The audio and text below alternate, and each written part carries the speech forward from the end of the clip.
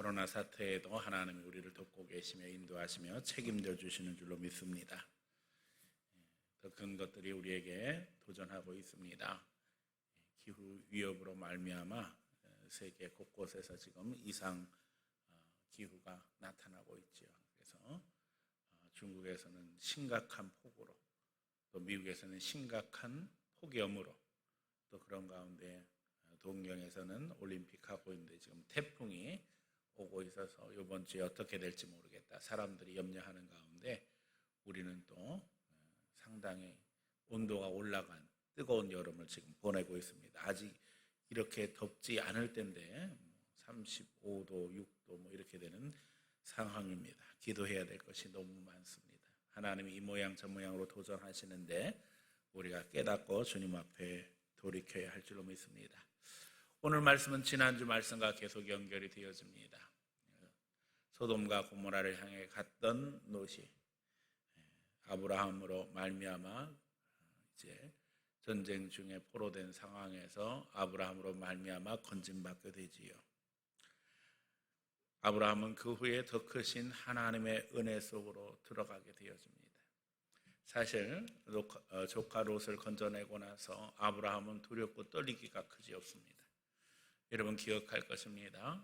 318명을 데리고 공습해서 밤에 급습함으로 말미암아 이제 조카를 구해 오기는 했습니다. 그러나 전쟁이라는 것은 보복의 연속입니다. 만약에 다시 상대편에서 공격해서 쳐들어온다면 실제로는 그것을 감당할 만한 능력이 되지 않는 것이 아브라함의 형편입니다. 아브라함은 하나님 앞에 매달려 기도할 수뿐이 없었습니다. 또도 우리가 아는 것처럼 그 전쟁을 통해서 물질적으로 아브라함이 얻은 것은 아무것도 없었지요. 다 돌려주고 그는 빈손이었습니다. 그런 가운데 하나님께서 아브라함을 만나주시고 또 아브라함에게 말씀하시는 것이 바로 창세기 15장 지난주에 읽었던 내용들과 연결되어져 증거가 되어집니다. 하나님께서 아브라함에게 말씀하십니다. 두려워하지 말라. 나는 내 방패요 너의 지극히 큰 상급이니라. 보복을 두려워하는 아브라함에게 하나님이 뭐가 되신다고요? 방패가 되신다. 아무것도 얻지 못한 아브라함에게 말씀하십니다. 내가 너의 뭐라고요? 상급이다. 오늘 우리도 마찬가지입니다. 여러 가지 도전이 많습니다. 그러나 하나님이 방패가 되실 줄 믿습니다. 또 하나님이 우리의 상급이 되셔서 우리가 이 어려운 때에 믿음 지키기 위해서 발버둥 치고 기도한다면 하나님께서 기억하시고 다 갚아주시며 우리를 선한 길로 인도하실 줄 믿습니다. 그리고 이제 18장이 오늘 본문으로 읽은 내용입니다. 하나님이 천사들을 대동하시고 아브라함의 집을 찾아오십니다. 18장 1절 2절 한번 볼까요? 창세기 18장 1절 2절입니다. 여호와께서 마므레의 상수리 나무들이 있는 곳에서 아브라함에게 나타나시니라.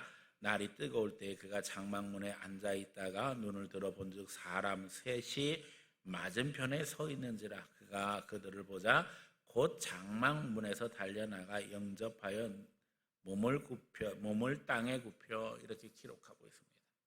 하나님께서 사람의 모습으로 천사들을 대동하시고 아브라함의 집에 방문하시는 일이 있게 되어집니다. 그리고 드디어 우리가 아는 것처럼 이삭에 대해 아주 구체적인 이야기를 하시죠. 사라가 장막 뒤에서 듣고 있다가 웃었습니다. 그래서 이삭의 이름의 뜻이 뭐예요? 웃었다. 웃음이라는 겁니다. 이제 내년 이맘때에 네가 아이가 있을 것이다. 드디어 이제 아브라함이 100세가 되어지고 아이를 갖게 되어지는 이삭이 태어나는 내용을 이야기하는 장면이 나옵니다. 근데 그 뒤에 이제 천사들은 소돔과 고모라를 향해 가는 상황이고 하나님은 아브라함과 함께 말씀하시는 내용이 오늘 본문에 우리가 읽은 내용입니다. 하나님께서 소돔과 고모라의 타락을 이야기하시면서 내가 그들의 타락에 대해서 이제 돌보고 또 그들을 심판하실 것이라는 그런 뉘앙스로 아브라함에게 말씀하십니다. 아브라함은 당연히 걱정이 됐겠지요. 아브라함이 소돔과 고모라가 싸울 때 거기 나가서 전쟁한 이유가 무엇입니까? 조카가 있었기 때문 아니에요? 하나님 앞에 기도하세요. 그래서 하나님 거기 의인 몇 명이요? 50명 있으시면 멸하시겠습니까? 그랬더니 하나님을 뭐라고 말씀하셔요? 50명 찾으면 내가 멸하지 않을 것이다. 그랬더니 하나님 죄송한데 거기서 5명 모자르면 어떡하시겠어요? 그랬더니 하나님께서 뭐라고 말씀하셔요? 45명만 돼도 멸하지 않을 것이다. 아브라함이 아무리 생각해도 45명 힘들 것 같아요. 그래서 또 뭐라고 말해요?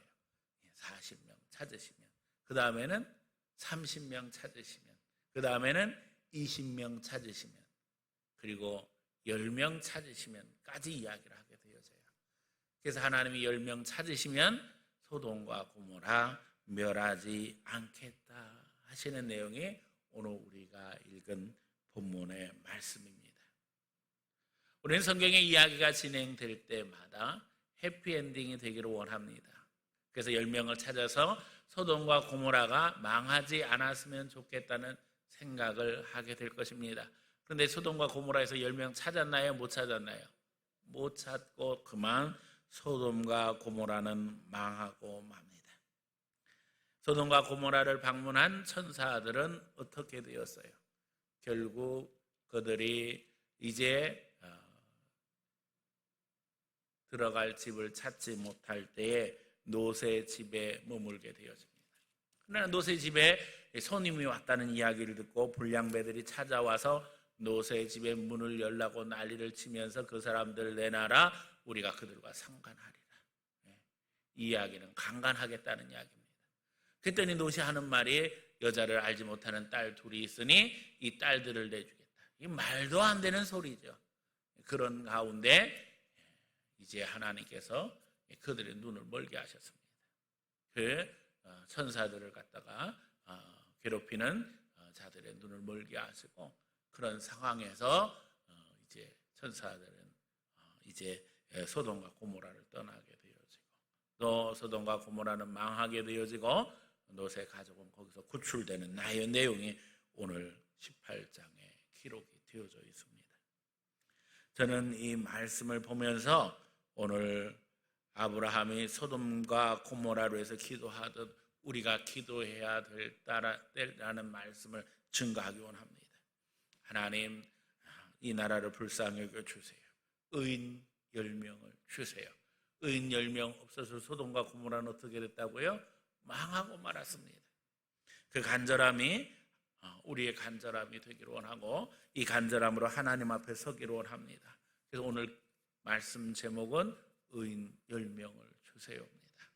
오늘 아브라함의 간절한 마음 속에서 우리가 아브라함의 마음으로 기도하기 원하고, 무엇보다도 이 시대를 살릴 수 있는 의인 10명이 되어야 되겠다라는 각오로 주님 앞에 헌신할 수 있는 시간이 되기를 소원하며 말씀 증거합니다. 말씀 증거할 때 성령께서 여러분 마음 심령의 역사하시며, 또 그 가운데서 뜨거운 은혜가 함께하는 시간 되기를 예수님 이름으로 간절히 축원합니다. 첫 번째, 민족을 위해서 간절함을 갖자는 것입니다. 아브라함의 간절함이 필요한 시대입니다. 이 시대가 소돔과 고모라처럼 된 것이 두렵습니다. 하나님이 아브라함에게 힌트를 주고 기도하게 하십니다. 우리는 하나님과 함께하는 사람들입니다. 그리고 오늘 우리에게 힌트가 있습니다. 여러분은 어떻습니까? 깨닫고 있습니까? 이 시대가 어렵다는 것, 이 시대가 심판을 자초하고 있다는 것, 하나님을 거역하는 길을 향해서 가고 있다는 것 깨닫고 있다면 우리는 하나님 앞에 우리가 사랑하는 대한민국을 위해서, 우리 조국을 위해서, 더더욱 한국교회를 위해서 간절히 기도해야 할 때입니다. 아브라함은 의인 10명을 구하고 있습니다. 오늘 우리가 이 시대의 아브라함이 되어야 하며 더더욱 의인 10명이 되기를 소원해야 할 것입니다. 타락한 시대일수록 죄악을 지적하는 것을 듣지 않으려고 하고, 들어도 회개하지 않습니다. 우리 시대는 아예 그런 것들을 말할 수 없도록 하는 법안을 고안해내서 거의 이제 통과를 눈앞에 둔 상황입니다. 이게 이제 평등법입니다. 이미 제가 여러 번 말씀드렸습니다만 다 평등하게 살자는데 교인들이 반대할 이유가 뭐가 있겠어요?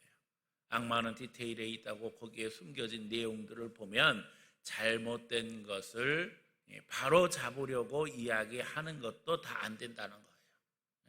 그것도 차별 조항에 걸리기 때문에 그 이야기를 듣고 불편해하는 사람들이 고소 고발하게 되어지면 정부는 그 비용을 대고 결국 강단에 선 목사는 죄인이 되어지는 것이 이 시대의 현실이 되고 말았어요. 그동안 수없이 많은 반기독교 악법을 만들어서 신앙의 자유를 옥죄이더니 이제는 양심의 자유를 협박하는 상황이 되고 있습니다. 이미 알고 있는 것처럼 방역법이 만들어졌고 그것으로 지금 교회를 옥죄이는 상황이 되었습니다. 그러나 이 방역 조치가 부당하다는 것은 아이들도 다 알고 있는 상황입니다. 그런데 정부의 지지도가 올라간다는 것은 더 충격적이지요. 강력한 조치를 취할수록 대통령의 지지도가 올라가고 있고 여론조사를 통해서 그걸 확인하고 있다는 거예요. 더더욱 경악스러운 것은 이제 이 방역법을 통해서 교회를 폐쇄시키는 일들이 벌어지고 있습니다. 교회 폐쇄 명령을 받고 교회에 붉은 이제 글자를 붙이는 상황이 되었어요. 더 나아가 벌금을 매기겠다고 이야기하고 과태료를 부과하겠다고 이야기합니다. 또 구상권 청구한다고 이야기합니다. 교회를 통해서 감염자가 나타난 것도 아닌데 그러면서 심지어는 정부에서 이야기하기를 예배를 통한 감염은 의미가 없었다. 실제로 예배를 통한 감염은 없었다. 이렇게 공식적으로 발표를 하면서도 지금까지 교회를 압박하고 있습니다. 결국 벌금 과태료 내지 못하면 어떻게 되겠어요? 교회 건물을 강제로 경매하는 상황이 되는 그 시점에 지금 오늘 한국교회가 이루게 되었습니다. 지금 교회는 정부의 예배 금지와 신앙과 양심의 자유를 억압하는 상황입니다. 차별적 방역이 이루어지고 있는 것을 우리는 보고 있어요. 마트나 백화점은 다 되고 교회는 안 되는 상황이라는 건 말도 안 되죠. 교회에서 우리가 예배 드릴 때도 마스크 쓰고 특별히 우리가 교회에서 예배 드릴 때는 서로 마주보는 것이 아니라 한 방향으로 예배하고 있잖아요. 또 이것이 비과학적 방역이라는 것도 우리가 잘 알고 있습니다. 현재 델타 바이러스가 생겼다 해서 확진자들이 늘어나고 있지만 그럼에도 불구하고 우리가 아는 것처럼 중증자, 사망자는 확연히 줄어든 상태입니다. 그래서 이미 벌써 미국, 영국에서도 많은 확진자들이 증가하는 사태임에도 불구하고 그 방역 조치가 상당히 완화되어져 있는 것을 보게 되어져요. 애초부터 그랬지요. 우리보다 미국이나 영국의 경우는 100만 명 기준으로 혹은 10만 명 기준으로 할 때의 확진자나 혹은 사망자가 10배 이상 됩니다. 이거는 전체 숫자가 중요한 게 아니라 인구 비례로 이야기해야 되지요. 자, 그런데 이런 상황 속에서 더 옥죄이고 있는 것이 현실이 되고 말았습니다. 물론 위험한 사태라는 것을 인정하지 않는 것은 아닙니다. 확진자가 많이 늘어났으니까요. 그런데도 불구하고 중증자나 사망자가 줄어들었다고 하는 것을 우리가 제대로 잘 알아야 할 것입니다. 더더욱 우리가 아는 것은 코로나를 통해서 우리 한국에서 죽은 사람은 2,000명이라는 거예요. 이 기간에 자살로 죽은 사람은 10배, 폐렴으로 죽은 사람은 15배입니다. 그런데 왜 코로나만 가지고 이 난리를 칠까요? 자, 우리가 국민들의 생명을 안전하게 지키는 것이 정부의 사명이라면 분명히 알아야 될 것은 코로나뿐만 아니라 자살하는 사람들 혹은 폐렴으로 죽는 사람들에 대해서도 그 안전을 보장하기 위해서 정부가 더 애쓰고 노력해야 되지 않겠어요? 그러나 그런 노력은 전혀 없이 이 코로나만 가지고 난리를 칩니다. 이걸 통해서 국민들의 자유를 억압하고 마치 다 죽을 것처럼 위협하고 있어요. 심지어는 통금을 이야기하는 상황이 되었어요. 더 확진자의 숫자가 늘어나면 통금을 실시한다는 이야기들이 나왔어요. 아니 이게 군사 독재 시절도 아니고 밤늦게 무슨 12시 넘어서 돌아다니는 사람이 어디 있어요. 그리고 돌아다닌다고 해도 몇 명이나 된다고 그 사람들이 만나서 감염되어지고 이런 일이 있겠어요? 안타깝게 그지 없습니다. 오늘 하나님 앞에 이 나라 민족을 위해서 기도할 때에 정부의 지도자들 또 방역에 담당하고 있는 사람들이 분별력 가지고 지혜롭게 이 사태를 잘 이끌어 나갈 수 있도록 우리가 기도해야 될 줄로 믿습니다. 더더욱 지난 주간 통일 문제를 갖고 여야 공방이 있었던 것을 우리가 잘 알고 있습니다. 하지만 프롤레타리아를 중심으로 하는 북한의 통일론과 그에 동조하는 이들이 남한에 대한 북한 주민의 정보 접근을 막고 있는 상황입니다. 사실은 남한에 대한 정보, 확실한 정보가 북한 주민들에게 전달되어지면 북한 사회는 동요할 수뿐이 없고 붕괴될 수뿐이 없는 게 현실입니다. 그것을 막는 기가 막힌 일이 우리 정부에 의해 주도되고 있다는 것은 안타깝게 그지없습니다. 그것이 이제 전단 살포 금지법입니다. 내용은 이 휴전선 일대 주민들의 안전을 위해서라고 되어 있지만 악마는 디테일에 있다고 결국 여기에는 선교를 제한하는, 다시 말하면 복음 전도를 금지하는 내용들이 다 포함이 되어 있어요. 성경책도 전달할 수 없어요.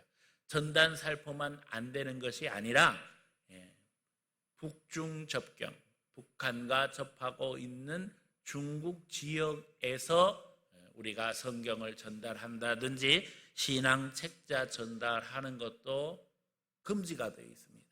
사실은 북한이 제일 무서워하는 것이 바로 복음 전도입니다. 복음 들어가면 북한 정권의 잘못된 것이 다 드러날 수뿐이 없기 때문에 이 복음 전도를 방해하고 있지요. 중요한 이야기가 나왔습니다. 우리 정부는 흡수 통일을 시도하지 않는다.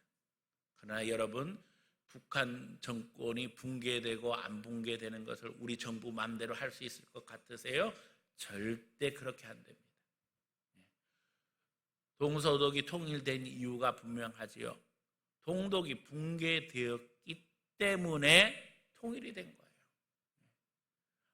북한이 붕괴되는데 남한이 그걸 막을 힘이 있어요, 없어요? 없습니다. 그런데 지금 우리 정부가 하는 것은 북한 정권의 붕괴를 우리가 막아주겠다는 거예요. 사실은 흡수 통일 안 하겠다는 이야기는 죽어가고 있는 사람에게 산소호흡기 끼고 또 무슨 닌겔 맞추는 것처럼 억지로 살리겠다는 이야기지요. 결국 이것은 북한 주민들의 간절한 열망을 배신하는 행위다. 저는 그렇게 생각합니다. 오늘 우리가 아는 것처럼 정부가 나서서 교회 사역을 막는 많은 법들을 만들었습니다. 이거는 진보, 보수에 상관없이 이런 일들이 벌어져 왔어요. 복지, 교육, 봉사의 영역에서 교회를 추방시켰지요. 정부가 교회 사역을 금지하고 예배하고 전도하는 것을 하지 못하게 하는 일들이 지난 수십 년 동안 한국 사회에서 이루어져 왔습니다. 기독교 신앙으로 세워진 학교, 병원, 또 복지단체에서 신앙활동하지 못하도록, 쉽게 얘기하면 예배하고 전도하는 것 못하도록 정부에서 법으로 금지를 시켰어요. 정부가 이런 것들을 교회와 같이 협력해서 할 수 있다면 얼마나 좋겠어요. 그렇지 않아요? 교육도 마찬가지고 봉사활동, 의료활동 이런 데서 기독교인들만큼 양심적으로 헌신적으로 할 수 있는 사람들 어디 있겠어요? 교회가 병원을 세우고 학교를 세우고 복지시설을 세우는 이유가 어디 있겠어요? 한 영혼이라도 전도해서 하나님 앞에 인도하기 원하는 것인데, 이런 사역을 할지라도 전도활동, 신앙활동, 예배활동은 안 된다. 이렇게 이미 금지가 되어져 있는 것이 우리 대한민국의 현실이 되고 말았습니다. 우리는 나라가 바로 세워지고 정의가 강물처럼 흐르기 위해 성경으로 돌아가야 합니다. 더욱이 우리의 연약함을 깨닫고 하나님의 도우심을 간구해야 하는데, 마귀는 죄악을 회개하지 않도록 잘못을 인정하지 못하도록 인생들을 조종하면서 내로남불의 나라로 우리를 이끌어가고 있습니다. 여기에 믿는 사람들이 휩쓸려서는 안 됩니다. 예수 믿는 사람은 십자가 붙잡아야 하며 하나님의 도우심을 구해야 합니다. 그리스도의 보혈이 아니면 우리가 하나님 앞에 의롭게 될 수 없습니다. 하나님 앞에 의인 10명을 구할 때 우리는 이 귀한 사실을 분명하게 알아야 합니다. 예수 그리스도의 거룩한 보혈이 우리 가운데 덮여질 때만 하나님 앞에 우리가 의로워질 수 있다는 거예요. 의인 10명이 되게 해주세요. 의인 10명을 구할 때 우리가 잊어버리지 말아야 될 것은, 우리가 먼저 의인 되려면 십자가 보혈로 더 강력히 덮여져야 하고, 또 이 땅에 예수 믿는 백성들이 많아질 때 이 나라가 의로운 나라 될 수 있다고 하는 사실을 예수 믿는 사람들은 분명하게 알아야만 합니다. 죄를 제대로 인식하며 회개하되 그리스도의 보혈 안에서 회개하는 일을 용서하고 새롭게 세워나감으로 하나님이 원하시는 나라를 만들어야만 합니다. 불신자들은 이런 말을 이해 못합니다. 그러나 예수 믿는 자들은 십자가의 복음을 알기에 우리가 십자가 붙잡아야 하고, 우리가 하나님 앞에 먼저 죄를 자복하는 가운데 하나님의 백성으로 세워져야만 합니다. 두 번째, 롯을 건져내야 합니다. 소돔과 고모라가 망해가는데 하나님은 아브라함으로 기도하게 하십니다. 아브라함은 너무나도 심각합니다. 이유는 간단합니다. 거기 롯이 있잖아요. 아브라함은 목숨 걸고 가서 롯을 건져왔고, 또 소돔과 고모라의 많은 백성들을 아브라함이 건져온 거예요. 그런데 하나님께서 다 살려주시면 좋을 텐데 그들이 죄악 가운데 심판받을 수뿐이 없는 상황 되어질 때에 롯과 그의 가족들만 건져주셨습니다. 북한을 탈북한 탈북자들이 남한에 정착하기도 전에 북한에 있는 가족들을 탈출시키기 위해서 온갖 방법을 다 구하면서 죽을 힘을 다합니다. 이유는 간단합니다. 그들이 북한을 나온 이유가 분명하기 때문에. 다시 말하면 북한은 사람 살 수 없는 지옥과 같다는 거예요. 그러니까 내가 나왔으니까 이제는 그 다음 내 가족들 건져내야 할 차례가 되었다는 거예요. 동독은 붕괴되기 전에 이미 250만 명이 서독으로 탈출했습니다. 기가 막힌 일이죠. 지금 우리는 3만 5천 명이 탈북해서 대한민국에 와 있습니다.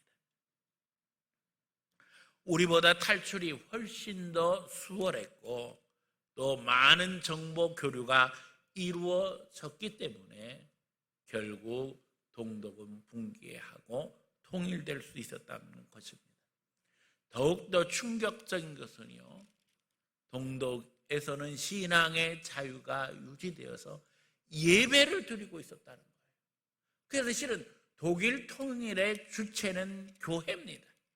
동서독 교회가 분단된 가운데서도 계속 교류를 하면서 제대로 된 신앙을 동독 교회들이 유지하고 있었다는 거예요. 이거는 충격적이죠. 그러니까 이 동독과 북한은 비교할 수 있는 비교 대상이 되지 않습니다.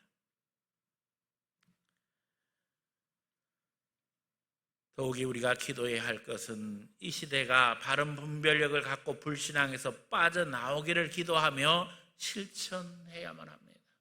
이대로 가면 하나님의 심판 면할 수 없어요. 나라가 망하는데 외적이 쳐들어와서 망해요? 저는 늘 이야기합니다. 외적이 쳐들어와서 망하는 건 그냥 표면적으로 드러나는 것, 표면적으로 드러나는 것에 불과하다는 거예요. 외적이 쳐들어왔을 때에 전쟁하게 되어지면 여러분, 빼앗고자 하는 자와 뺏기지 않는 자가 싸울 때 누가 더 유리한지 아세요? 빼앗기지 않으려고 하는 사람이 훨씬 유리합니다. 왜요? 아니 내 집이 있고 내 가족이 있고 그렇잖아요. 그러니까 목숨 걸고 지키지 않을 수 없어요. 더더욱 그 환경과 여건에 대해서 그 성을 지키고자 하는 사람, 그 나라를 지키려고자 하는 사람만큼 쳐들어온 자들이 잘 알 수 있겠어요?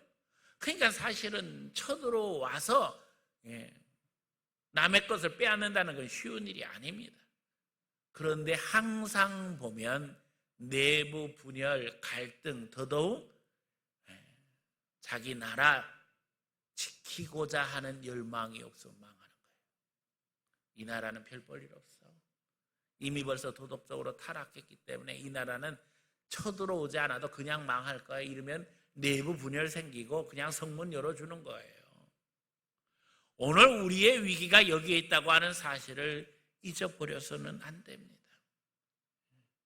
나라의 미래는 생각하지 아니하고 그냥 당장 눈에 보이는 것에 연연해가지고 표만 얻으려고 하고 사람들은 그 미혹의 말에 그대로 넘어가고 있으면 나라의 장래는 누가 생각할 것이고 누가 책임질 것인가. 제가 늘 이야기하지만 이 나라가 정치 잘해서 무슨 훌륭한 대통령이 있어서 이만큼 발전했다고 생각하면 착각이지요. 많은 사람들 우리 국민이 훌륭하다고 이야기해요. 그러나 더 중요한 건 하나님의 은혜입니다. 우리가 아는 것처럼 훌륭하지 않은 나라, 훌륭하지 않은 백성이 어디 있어요? 그렇게 훌륭할 것 같으면 우리가 1등 해야지요. 옛날부터 1등 해야지요. 옛날에는 안 훌륭했고 지금 훌륭한 건가요? 옛날에는 다 바보 멍청이 같았나요? 우리 부모님, 우리 할아버지, 할머니는요? 그때는 왜 나라 뺏기고 지금은 잘 살게 된 거예요? 옛날에도 다 똑똑했어요. 그러나 우리가 아는 것처럼 어려운 상황 속에서 나라 지키기가 힘들었던 거지요. 그러나 이 시대에 하나님께서 우리에게 특별한 은혜를 주셨다는 사실을 믿는 자들은 잊어버려서는 안 됩니다. 우리가 애쓰고 힘써서 노력해서 대한민국이 이만큼 잘 살게 된 것도 부인할 수 없다고 말합니다. 그런데 어느 나라, 어느 백성이 못 살겠다고 하는 나라가 어디 있으며 그렇잖아요. 다 잘 살겠다고 노력하잖아요. 그런데 왜 다른 나라는 안 되고 대한민국만 될까? 그게 하나님 은혜예요. 그걸 인정하지 않으면 우리 대한민국은 앞으로 미래는 없다는 거예요. 우리 시대가 바른 분별력 갖고 불신앙에서 빠져나와야만 합니다. 무슨 소돔과 고모라에 살 수가 없는 거예요. 휴머니즘과 다원주의 교육으로 인해 세상은 진리에 관심이 없어지고 상대주의적인 정의감에 함몰되고 있습니다. 우리는 이 사회를 그리스도 앞에 인도해야 합니다. 건져내야만 합니다. 하나님이 건져내시기를 기도하며 실천하는 하나님의 백성이 되어야 합니다. 그래서 사실은 나라가 어려울수록 예수 믿는 사람들은 기도하고 더 열심히 전도해야만 합니다. 또 전도의 영역을 넘어서 이것이 영적 전쟁인 줄 알고 하나님 앞에 마음의 각오를 든든히 하지 않으면 안 된다는 거예요. 우리나라가 이 땅에 하나님 나라가 임하기를 기도하면서 이 나라에 하나님 나라 임하기를 우리가 기도하면서 실천해야만 합니다. 신앙의 영역은 절대 개인의 영역이 될 수 없습니다. 나만 예수 잘 믿으면 되는 것이 아니라 예수 믿으면 우리 가족이 구원받아야 되고 우리 사회가 구원받아야 되고 더 나아가서 우리가 전 세계 복음화를 위해서 예수님이 가르쳐 준 대로 사명 감당할 수 있어야 한다는 것입니다.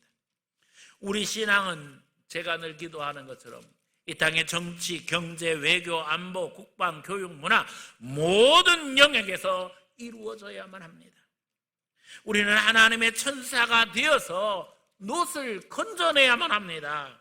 욕을 당할 수도 있지만 모욕을 당하고 위기 만날 수도 있지만 호랑이 잡기 위해서는 호랑이 굴러가는 마음으로 세상을 향해 나가며 거기서 하나님의 역사를 이루는 주님의 자녀들이 되어야만 합니다. 지금까지 많은 목사님들이 사역을 하면서 교인들을 교회 안에 가두어오셨어요.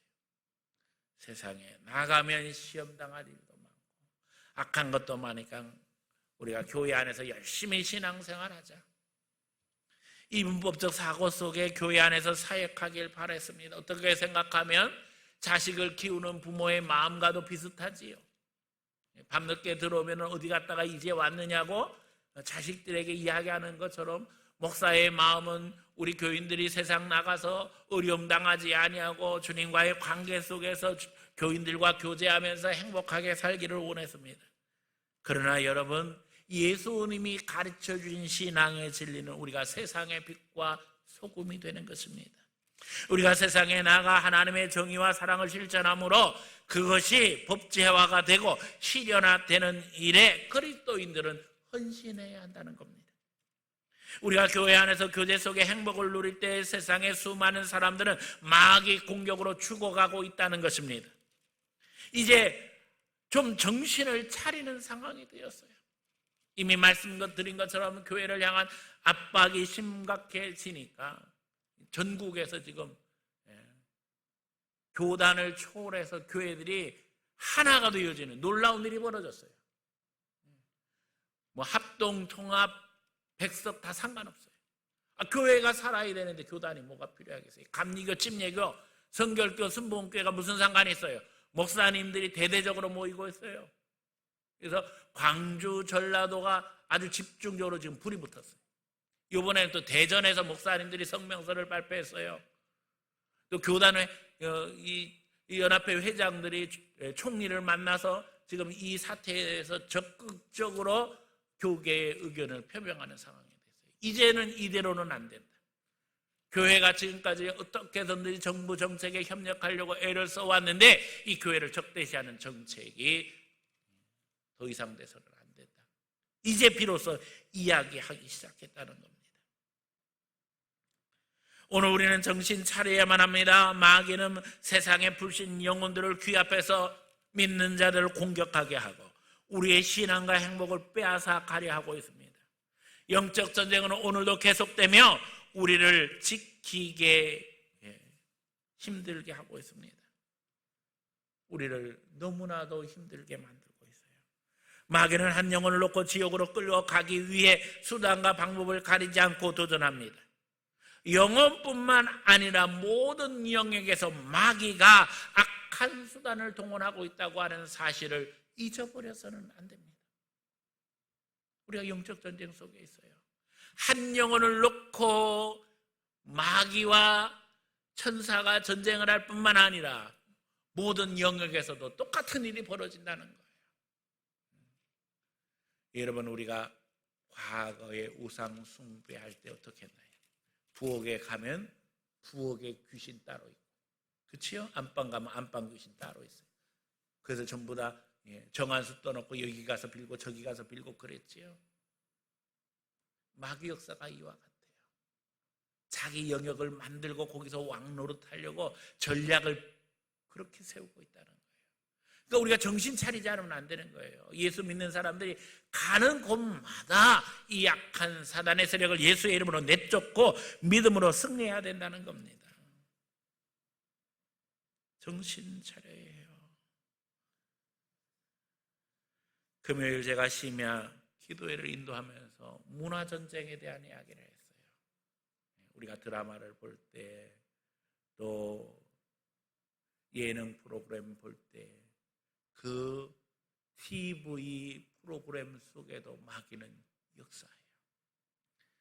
여러분, 모든 것이 중립이 될 수 없어요. 하나님께 속하지 아니하면 마귀에게 속하게 되어져 있어요. 제가 이야기했잖아요. 악마 판사. 저는 그 스토리를 잘 알지 못합니다. 근데 한 장면을 보고 딱 걸렸어요. 판사가 입고 있는 옷이 달라요. 이게 왜 중요해요? 사실은 굉장히 중요합니다. 대한민국의 판사들이 입고 있는 법복, 법복이라고 부르죠. 검사, 판사가 입고 있는 법복은요, 한국교회 목사들이 입고 있는 이 목사 가운과 똑같습니다. 이게 제네바 가운이라고 불리는 거예요. 다시 말하면 민주주의가 발전하면서 결국 검사, 판사, 목사가 아무나 되는 것이 아니라 하나님이 세워주신다고 믿은 거예요. 그래서 이 제네바 가운을 입으면 이게 하나님의 권위를 가지고 행사하는 거예요. 그리고 이 제네바 가운이 상징하는 것은 이미 말씀드린 것처럼 민주주의 사회가 발전하면서 그 가운데 가장 핵심적인 내용은 기독교 신앙이에요. 기독교 신앙. 이 개혁주의 프로테스탄트 신앙이 민주주의를 이끌어왔다고 하는 상징이에요. 근데 옷이 싹 보니까 신부 옷으로 바뀌었어요. 여러분 그거 느끼신 적 있어요? 신부가 입는 옷은 우리가 노만 가운이라고 합니다. 노마 옷이라는 거죠. 가톨릭 교회가 민주주의 발전을 위해서 한 건 아무것도 없어요. 이제 살짝 그렇게 만들어 놓는 거죠. 이게 문화전쟁입니다. 사람들을 착각하게 만드는 거예요. 하나님의 권위가 어디에 있는가? 이 나라의 민주주의가 어디에 서 있는가? 사람들에게 착각하게 만드는 거죠. 지금 한국 사회 안에서 개신교인들이 줄어들고 천주교인들 늘어나고 있잖아요. 영적 전쟁이고 문화 전쟁입니다. 늘 강조하지만 북한의 김일성 주체 사상의 핵심은 우리가 아는 것처럼 기독교적일 뿐만 아니라 유사 종교라는 거죠. 다 성경에서 뜯어다가 그냥 자기들한테 맞게 고쳤잖아요. 영적 전쟁이지요. 우상 숭배지요. 저는요 기가 막힙니다. 김일성의 어머니가 강반석 권사예요. 강반석 권사. 그 어머니가 교회 나가서 그 자녀들을 위해서 얼마나 기도했겠어요. 우리 아들 대대손손이 믿음 안에서 복받고 하나님 앞에 쓰임받게 했어요. 여러분들이 하는 기도와 똑같은 기도를 했을 거라고요. 여러분들 자녀를 위해서 그렇게 기도하잖아요. 우리 자녀가 하나님 앞에 믿음 안에서 쓰임받게 했어요. 그런데 어떻게 됐어요? 온 나라를 반기독교적인 사상, 유물론 사상으로 강제로 주입시키고 억압하고 핍박하고 교인들 죽이고 내 자식이 그렇게 할 줄 어떻게 알았겠어요? 여러분 우리도 정신 차려야 합니다. 아브라함의 마음이 롯을 바라볼 때에 눈물 뿌려 기도할 수뿐이 없었던 것보다 우리는 더 심각하게 하나님 앞에 기도해야 된다니까요. 강반석 권사는 믿음 있는 신앙인으로 알려져 있어요. 그런데 그 자식이 김일성 같은 그런 인물 될 줄 누가 알았냐고. 부모가 지어준 이름이 김성주죠. 이름도 바꿨잖아요. 김일성 행세하려고. 진짜 김일성은 따로 있고 이건 가짜라고요. 이미 포기하고 있는 것은 아닌지 두렵고 떨리기 그지없어요. 목사님 아무리 기도해도 안 되고 이 자식들이 말을 안 들어요. 어때요? 말 듣고 있어요? 포기하면 안 됩니다. 내 자식이 하나님을 떠나고 나라가 하나님을 떠나고 그러면 우리 가정은 어떻게 될 것이고 우리 교회는 어떻게 될 것이고 우리 나라는 어떻게 될 것인가 생각해 보면 기가 막히기 그지없지요. 우리가 바르게 심지 않으면 내 자식도 마귀에게 뺏길 수 있습니다. 하나님이 주신 축복 뺏길 수 있습니다. 제가 늘 이야기하잖아요. 하나님 주신 은혜를 지키는 게 더 힘들더라는 거예요. 그런데 제가요 늘 이걸 깨닫고 여러분에게 증거했는데요, 탈북자들이 이야기를 하더라고요. 북한에서 그렇게 이야기한다는 거예요. 나라 세우는 것보다 지키는 게 더 어려우니까, 사상무장에 힘쓰지 않으면 안 된다, 늘 그렇게 가르친다는 거예요. 그래서 제가 충격받았어요. 이야, 진짜 뭘 알아도 모조품을 만들었는데도 불구하고 그 사람들도 진짜 마귀의 조정을 받고 있는 게 분명하구나. 이게 영적으로 다 이거 알는 게 쉬운 일이 아니에요. 은혜 받는 것도 어려운 일이지만 받은 은혜 지키는 게 훨씬 더 어렵거든요. 근데 아니 이거 공산주의 김일성 주체 사상의 핵심 내용이라는 거예요. 충격적이죠. 오늘 우리 다 마찬가지입니다. 하나님 앞에 지켜야만 합니다. 내 나라 지키고 내 가정 지키고 내 자식 지키고 지켜야 합니다. 포기해서는 안 됩니다. 놋을 구출하는 것처럼 더 이상 세상을 향해 나가지 못하도록 우리가 차단시켜야 됩니다. 자녀들을 위해서 기도해야 됩니다. 교회를 위해서 기도해야 됩니다. 나라와 민족을 위해서 기도해야만 합니다. 세 번째, 은혜를 구해야만 합니다. 놋은 소돔과 고모라에서 나올 수뿐이 없었어요. 도망치는 상황이 되는데 저 먼 곳까지 가는 게 불가능할 것 같아요. 그러니까 놋이 그 상황에서도 은혜를 구합니다. 저 산까지 갈 형편이 안 되니까는 저 소알성까지만 가게 해주세요. 그래서 그 성은 망하지 않게 되지요. 하지만 놋의 아내는 뒤돌아보다 속은 기둥되고 말았습니다. 뒤돌아보지 말라고 경고했는데도 불구하고 하나님의 심판이 두렵습니다. 신앙으로 돌이키며 기도해야만 합니다. 기도의 영적 전쟁에서 우리는 승리해야만 합니다. 우리가 시험 당할 때 피할 길을 예비하시는 선하신 하나님의 손이 우리 가운데 역사되기를 기도해야만 합니다. 우리가 다 죄인입니다. 그러기에 마귀의 도전이 끊임없이 계속돼요. 모세가 세상 떠나고 난 후에 사단이 모세를 지옥으로 끌고 가려고 다가왔어요. 유다서 1장 9절입니다. 그때에 미가엘 천사장이 마귀를 꾸짖습니다. 주께서 너를 꾸짖으시기 원하노라. 모세는 하나님의 종입니다. 우리가 아는 것처럼 하나님의 인도하심 받아서 이스라엘 백성을 출애굽시킨 인물이에요. 그러나 우리가 아는 것처럼 모세는 살인자입니다. 그러니 마귀는 다가와서 명분을 내세우는 거죠. 모세는 살인자니 지옥으로 가야 된다. 여러분, 오늘 우리가 다 쇳덩어리입니다. 끝까지 마귀는 우리 넘어뜨리려고 발버둥 치는 거예요. 그러나 모세가 하나님의 손에 들려서 주의 일을 끝까지 감당하는 것처럼, 그리고 죽은 후에도 하나님의 보호하심 속에 있는 것처럼 우리는 잊어버리지 말아야만 합니다. 하나님이 지켜주실 줄 믿습니다. 우리는 정죄당할 자가 아니요 세상을 심판할 자라는 거예요. 우리가 더 이상 죄 가운데 머물지 아니하는 것은 예수께서 우리를 보호하시며 인도하시며 책임져 주시기 때문입니다. 더 이상 세상이 우리를 우습게 여기지 못하도록 이제는 하나님 주신 예수의 이름 권세를 행사하며 살아가야만 합니다. 우리가 만나는 모든 곳에서 분별할 줄 알고 배후의 역사는 악한 사단의 세력을 구별해서 우리는 선포해야 됩니다. 예수 이름으로 명하노니 이 악한 마귀 세력은 물러갈지어다.